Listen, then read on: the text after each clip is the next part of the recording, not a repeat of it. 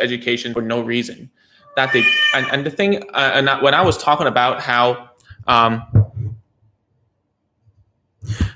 yep, so YouTube should be back on. So when I talk about how, if you don't have COVID-19 and then you go inside a room full of people who has COVID-19, then what's that going to do to you is that it makes you sick, right? And I'm not saying that I'm not saying that that's the truth right now, okay? What I'm saying is if your child doesn't really warrant a certain degree of therapy and you put them in that situation, which I've seen a few times, okay? It doesn't give them the best environment for language development or social development because the bar is set so low for them, all right? So you also have to think about in that way, all right? So it's a double-edged sword. You got to know your child very well to make a decision for them because they're not smart enough or mature enough to make these decisions yet, okay? So that's something you have to be careful about. All right. So what should you do for a diagnosis in autism? Well, go to find a clinical psychologist who is experienced in ASD, okay? Have them write a report about the situation and what they think about it. And usually what happens is that they need to go through a barrage of tests, like a lot of tests, just to get to the meat of it and make a diagnosis.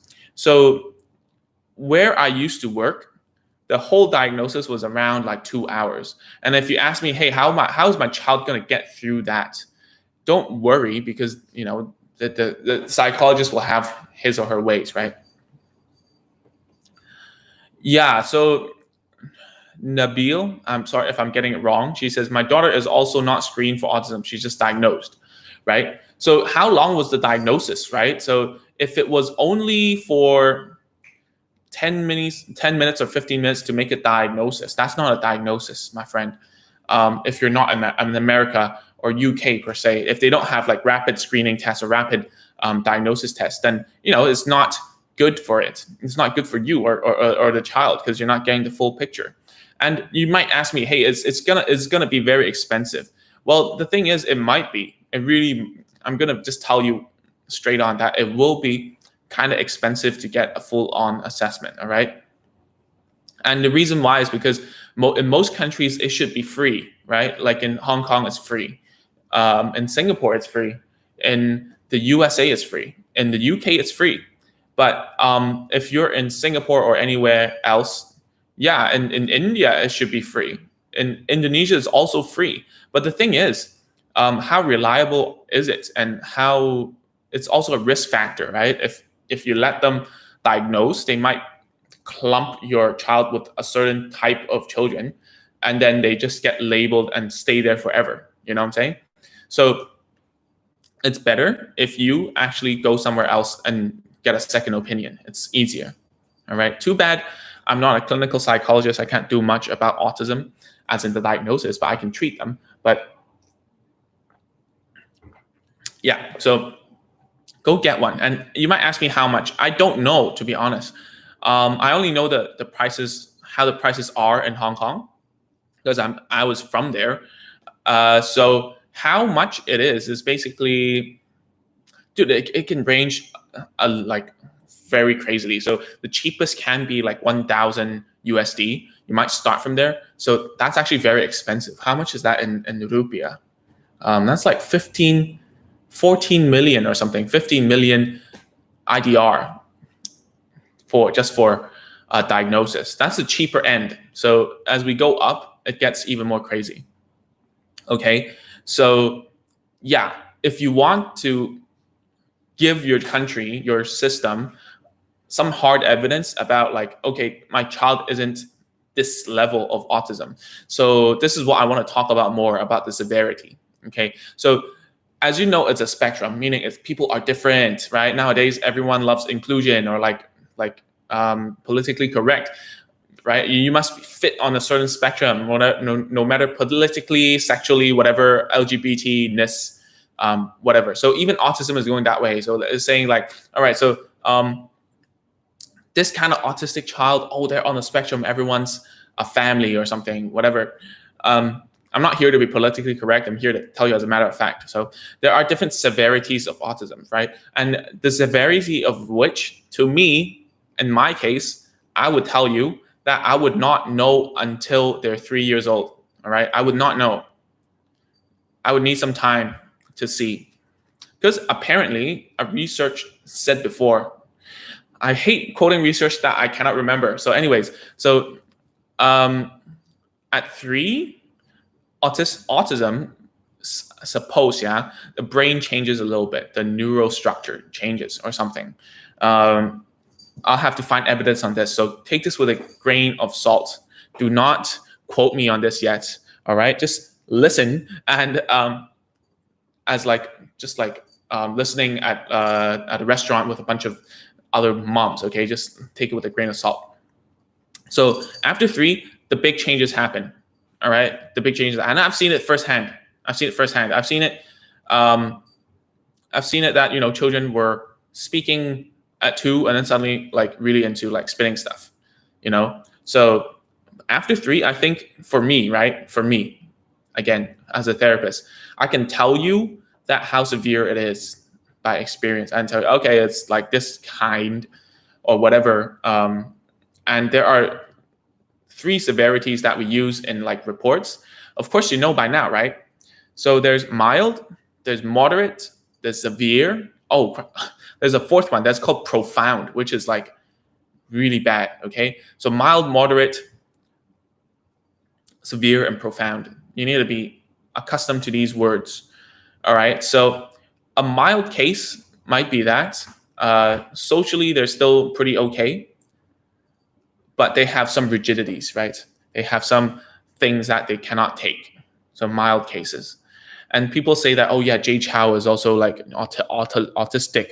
Like Einstein was also like autistic and speech delayed. But you never know, man. Like DSM was made up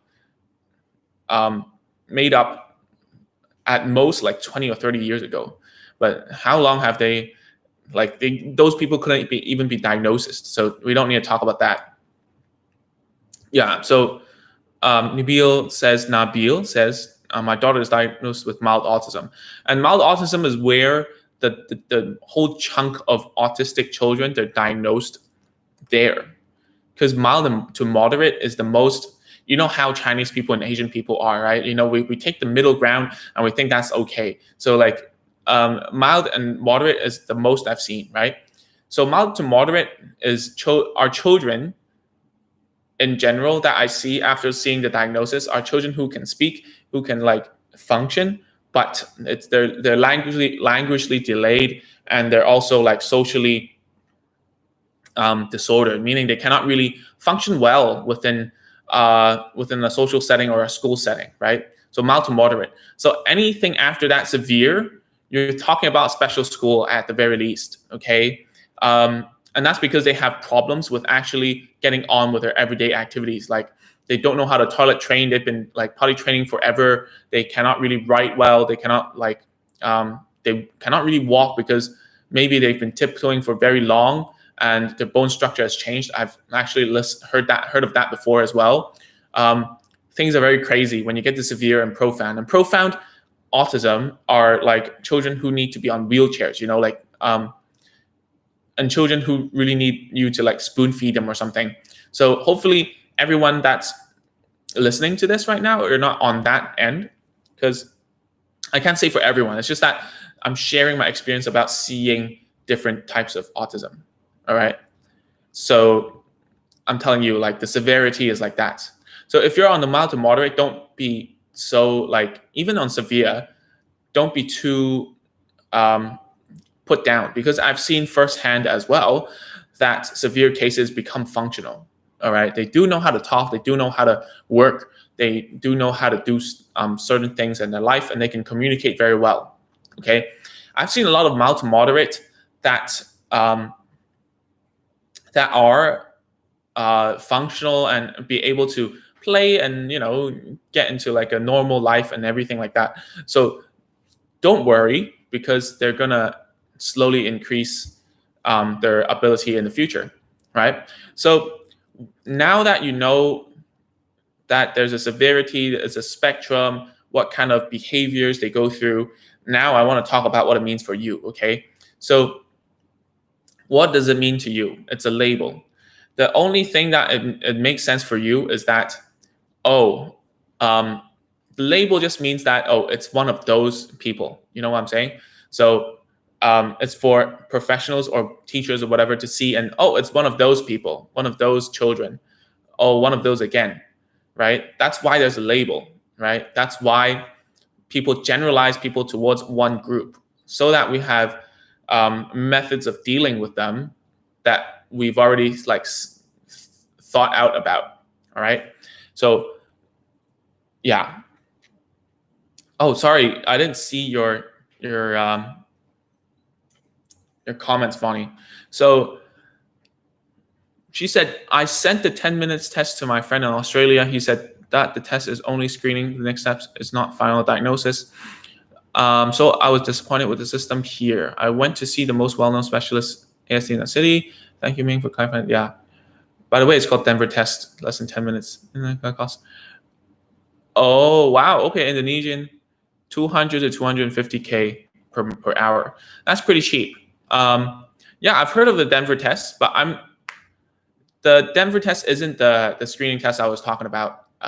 For maybe I'll find it later. It's not it really isn't the test I was talking about for the rapid diagnosis thing. All right. So still funny. It doesn't matter. It doesn't matter. So I'm going to talk about what it means to you. All right. Yeah, of course she's going to improve, Nabil. Don't worry about it. So what you can do about it is, the label means nothing to you. If you need to go into a school, then you're better off not get the label, right? If you need to get into a normal school, you're better off not get the label. The label is something to make you feel like it's always like, how to say this in a good way. So parents come to me and they're always asking for some sort of like reassurance about like the diagnosis, or what do I think? Do I think my child has autism? And then my first reaction is like, why? Like, what do you think? Why do you want me to tell you if there is or not? If I tell you there is, which I'm not supposed to, then how are you going to feel about it, right? If I tell you no, there isn't, then so what? How does it matter? Does it change the fact that your child's ability is at this point right now? So to me, a diagnosis, as much as it's professional courtesy to let you know, and also for me, if I'm doing an assessment on language and speech, I give you a diagnosis. Yes, I should know all the little details about it. And when I write a report, I want to be very help about it. Yeah, so Vonnie says, you are the second person I met encouraging people not to get stuck with the label. Thank you. It does help parents like me to step forward. Yes, so that's exactly what I mean. Don't get stuck inside the label, because it doesn't help the situation, all right? So let the labels be the labels that the professionals see. Because when I see it, or another person sees it, we don't really give too much. We're like, okay, so like, oh, all right, it's actually autism spectrum disorder. Cool. But I'm going to have to look myself and see what kind of abilities that your child has. It's just a thing that I see first, right? If you're a professional guy in accounting or something, I don't know, like you see that the label of something, oh, this is like not profitable, but you want to get into like the nitty gritty of the whole balance sheet just to know what's happening, what's strong, what's weak. And same it is for us. It doesn't matter if right now the child is like, it says that it's autism. The next step should be to see what we can do to improve certain things, okay? So what can your child not do right now, right? What can your child not do? What can your child do? And a lot of parents get stuck in the thing that is the weakness, all right? And we want to change that because we see, oh no, that's a weak point, and I cannot get through life. I mean, he cannot get through life, or she cannot get through life if she doesn't know how to look at me, right? That's one of the biggest weaknesses that parents like to get stuck on, right? Is that, oh, they cannot look at me, so I'm gonna focus on getting them to look at me. And us Asians, we're like, look, we're calling the name 100 times. They're looking. By now, if you've been watching my videos, I don't like that. Just because they cannot look at you doesn't mean anything in the future. Okay, I can tell you for sure that I speak in shorter sentences. I get mad and I get pretty impatient with my mom and dad the most, and that's just unfair to my parents as well. Yeah, so you are being a parent, so that will happen to you anyways. You know what I'm saying? So yeah, exactly. Don't need to be carried away by the label. Is to appreciate the strong stuff as well as the weakness. And what we want to do is to use the strong suits to help them with their weaknesses. All right. So what are the strong suits? Like what are the strengths of my child anyway? So you have to think in a way that will help you go forward in terms of therapy and home teaching, and just in general, if you're finding a therapist. So the strong things are, and it might be smaller than you think, all right, is that your child can work for a goal, okay? So in Vonnie's case that, we're working together, is that her child wants stuff from her. Like she wants food, she wants toys, she wants the iPad, she wants the whatever, the tablet. Those things are actually strengths. She can work towards and to be motivated towards a goal, right? So can your child do that? Can your child do that? Yes. All right, so then use that to teach something else, okay? Can your child sustain and does he like songs? Does he like to self-stimulate with songs? If yes, good. Then we will use songs to teach them, right? As simple as that. So that's how I would go about it, all right? So don't get carried away by the label. There's 100,000 labels out there that are sometimes are used, sometimes are not used.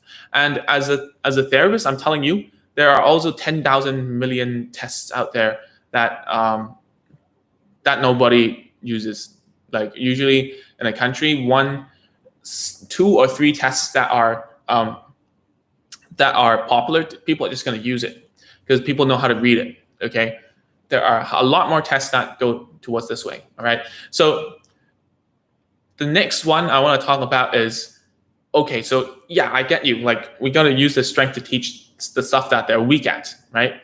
So what should we teach? What should we teach? The things that we would teach for autism cases or any case in general shouldn't be the content per se, all right? The content, meaning the words, the sounds, the whatever, it is important, but it needs to have a context. So what's a context is basically the language function, the function of like using the language that we use, right? What is the function that you're shooting for? For Vonnie, when we're talking, if you've been following me, I like to do the open palm, just like a lot of speech therapists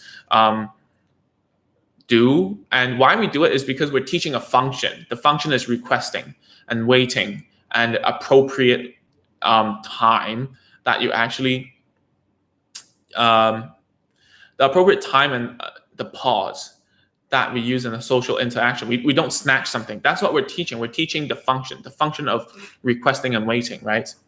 So yeah, you're very welcome, Nabil. So yeah, it's good that you've cleared your doubts about autism, because it's a very scary label and you shouldn't go through and stay up because of like 3 words, right? You shouldn't stay up at night and think that's your fault. That's just crazy. So Vonnie says, yeah, my friend who happens to be a Montessori-based teacher said the same like you, why forced to look? She said, do you want to be forced to look at someone for a long time when you are busy with something else? Her logic realized me it is true. Yeah, especially if you think about it, we're much taller than the kid, right? So imagine like looking at someone like that for like extended period of time. It hurts the neck. And children, their necks aren't particularly strong. So that's not the best thing to do, right? Yeah, so what kind of functions can you do? So the lack of function is actually the hallmark of social disorders, right? The hallmark of not being able to understand the social situation. So if you're only teaching the content of language, you're not helping your child. If your child is already on the spectrum, right? So how are you gonna go about it? So you need to think about, can your child, by the way, your child already has those functions. You just need to think about it. First of all, requesting, asking for something. Does it ever happen? Yes. Your child does it by screaming. Your child does it by pulling your hand. Your child does it by just grabbing stuff from you, right?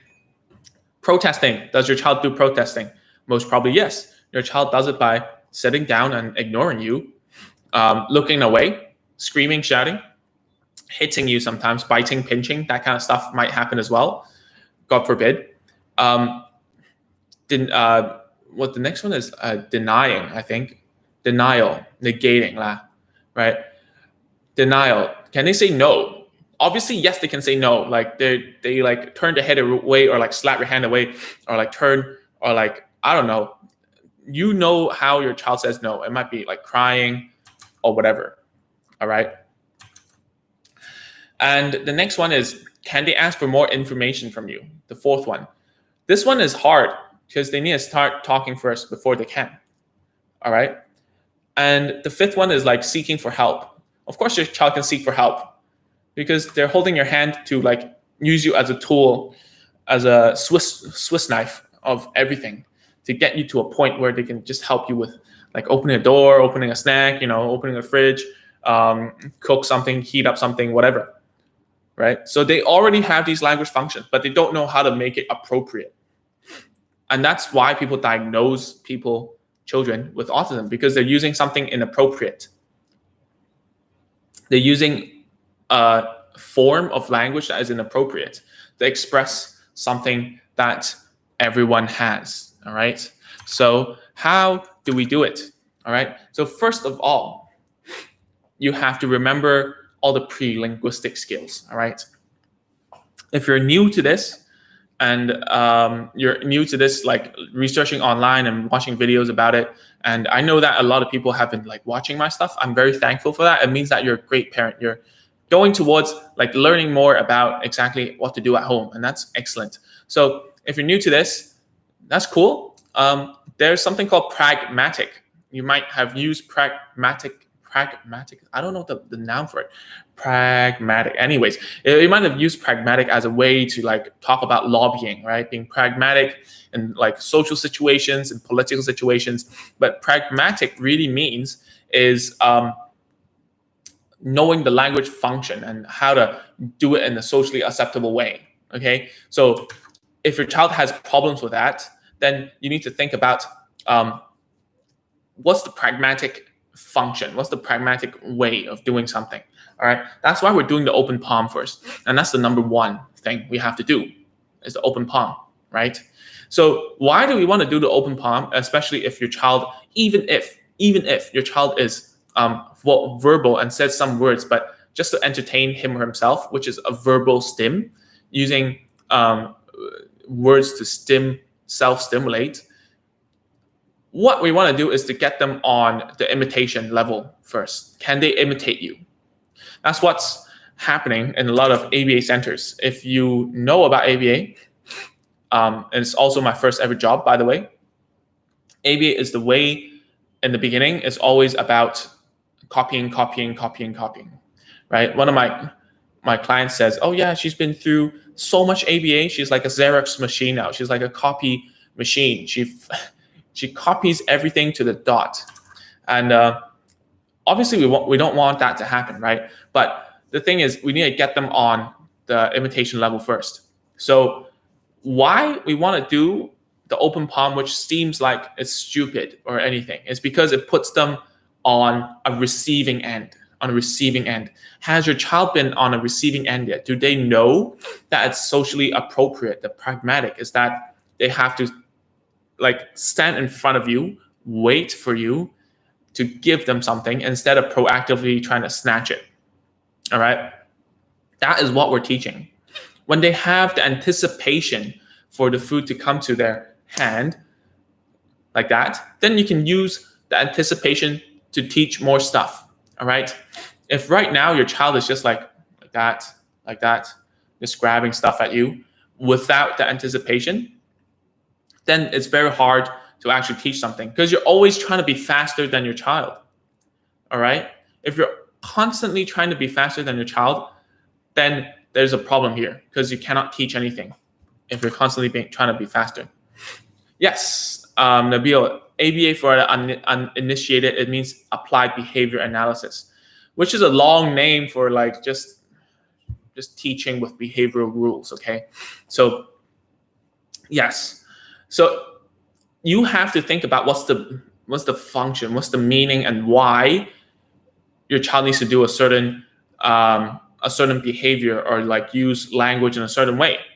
All right. So think about it. If they are asking for something through the wrong means, okay, through the wrong way, for instance, if they want you to do something and they're screaming and shouting, should you let them?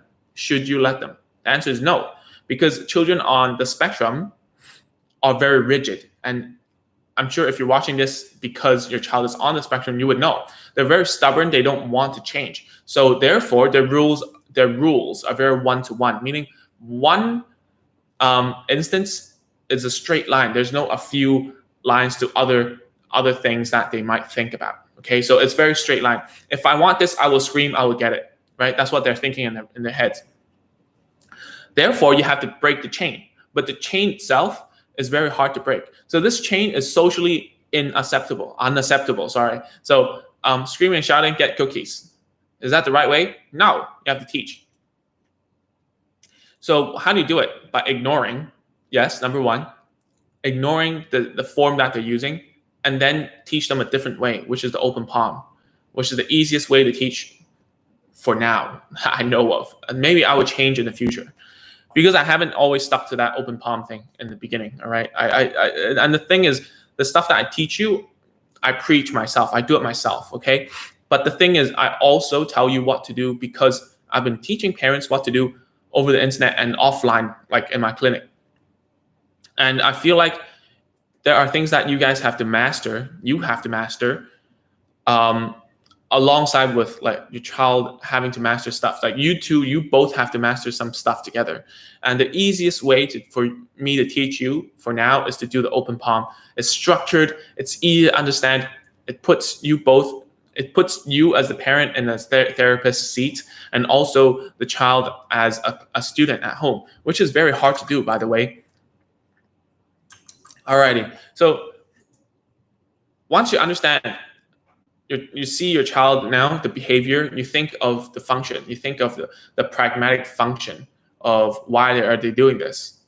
All right. Every time there's a bad behavior, every time that your child is communicating with you, either with like screaming, shouting, crying, hitting, pinching, whatever, you have to think about the function. And then when you think about the function, you will think, is this appropriate?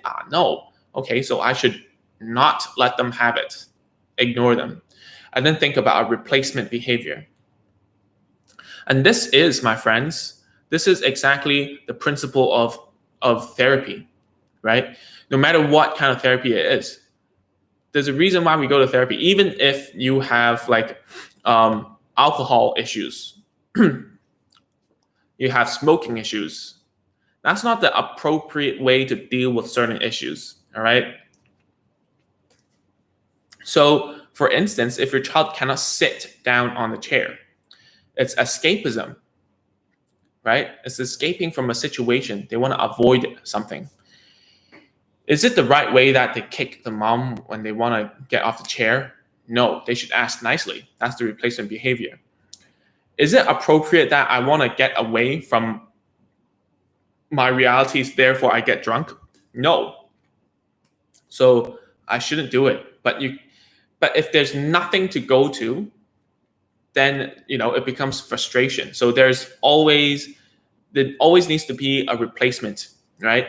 So for instance, for alcoholism, a replacement might be social interaction with other people, talking to people about your frustrations, right?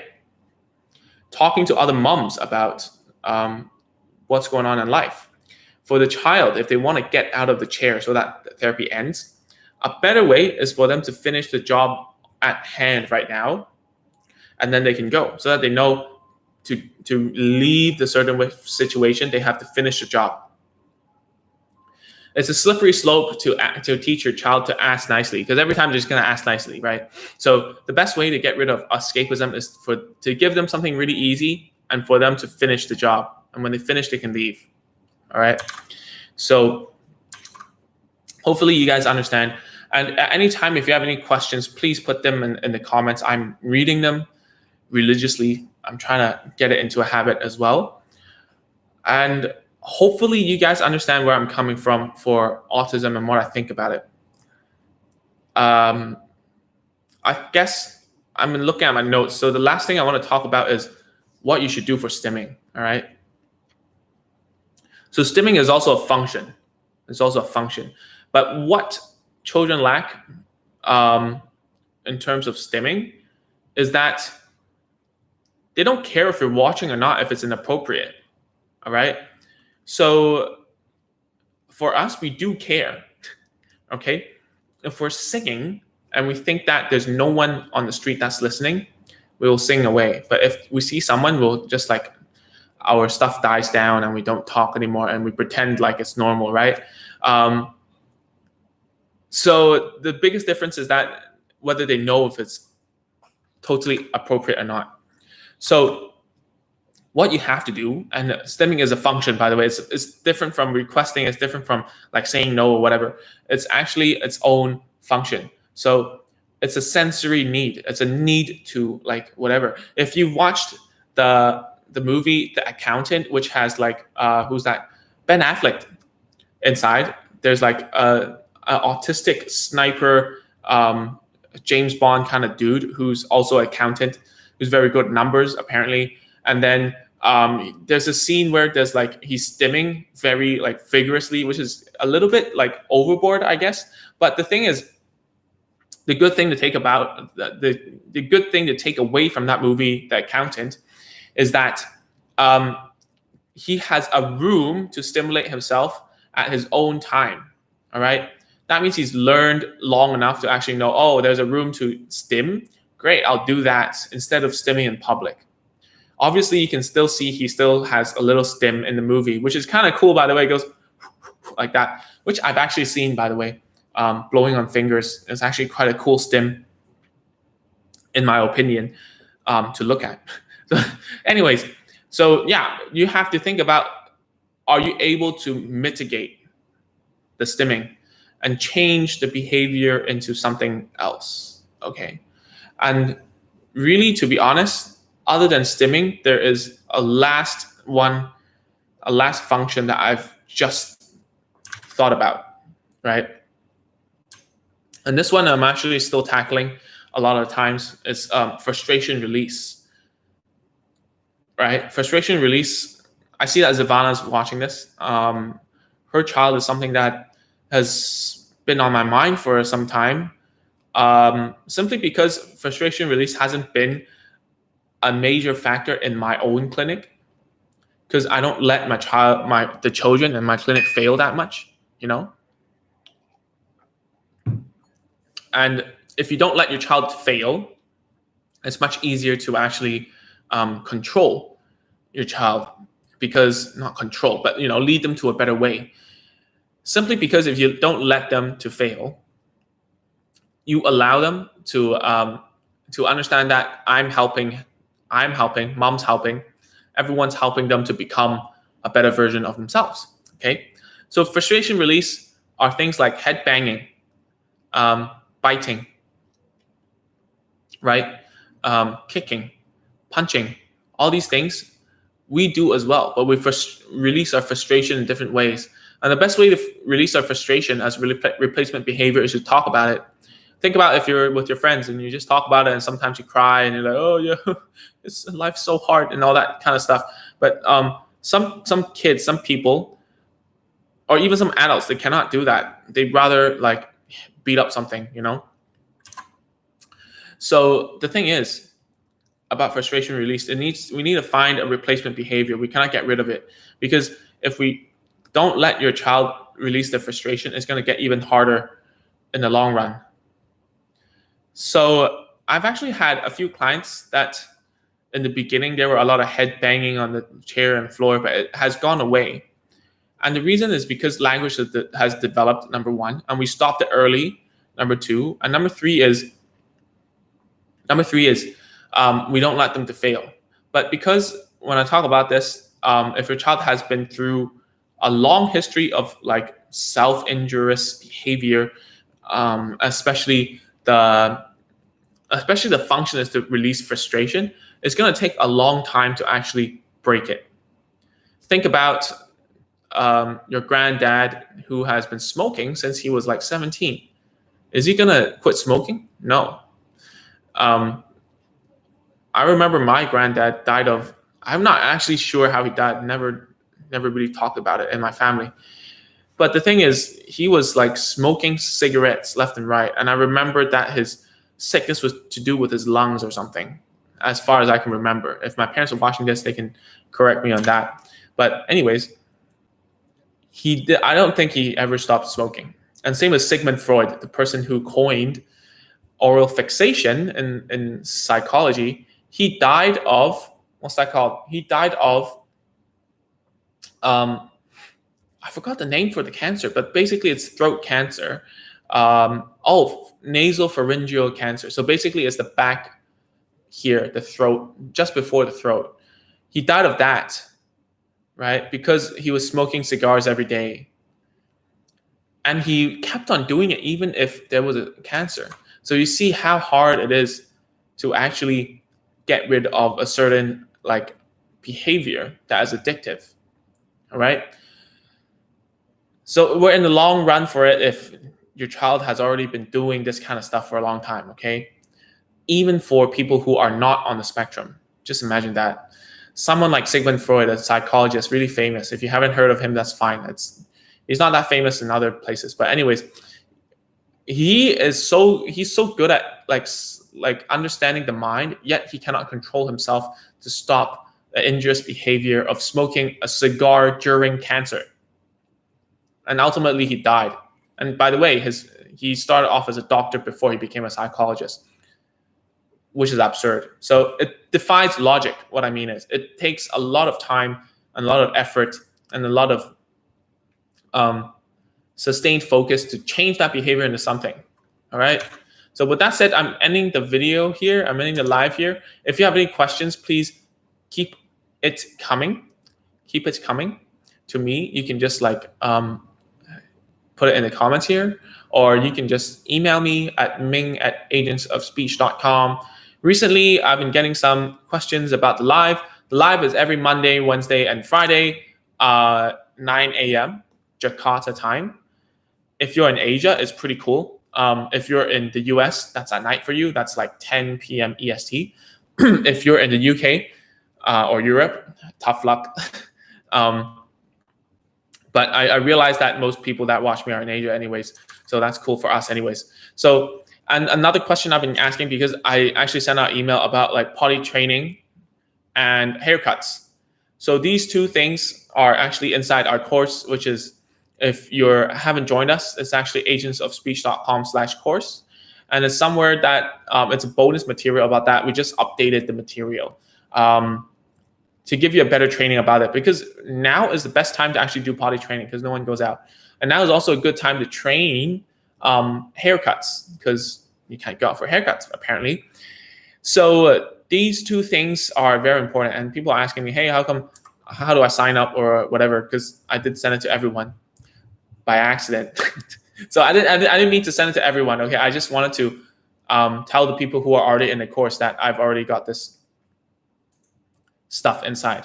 Yeah, and I want you to check it out as a bonus to my course. All right, and yeah, just let me know if you need any more help about it, about haircuts and whatever. I think it's pretty comprehensive. That's why I've made it, because I can't just talk about it every time.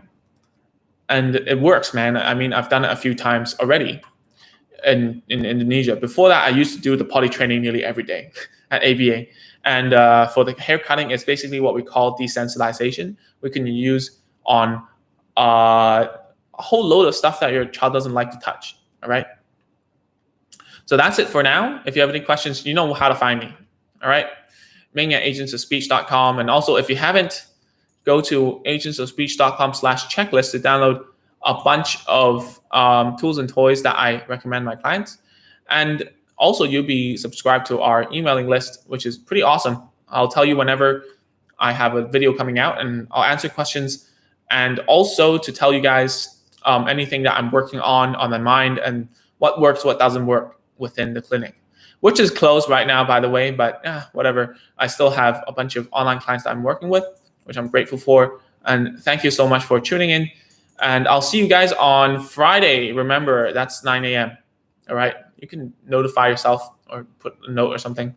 I haven't gone to a technical level where I can like set up a camera here and then cast on both YouTube and Facebook on the same camera and notify you guys and schedule it and stuff. It's just technically, it's kind of hard, man. But anyways, thanks so much, and I'll talk to you on Friday. Bye.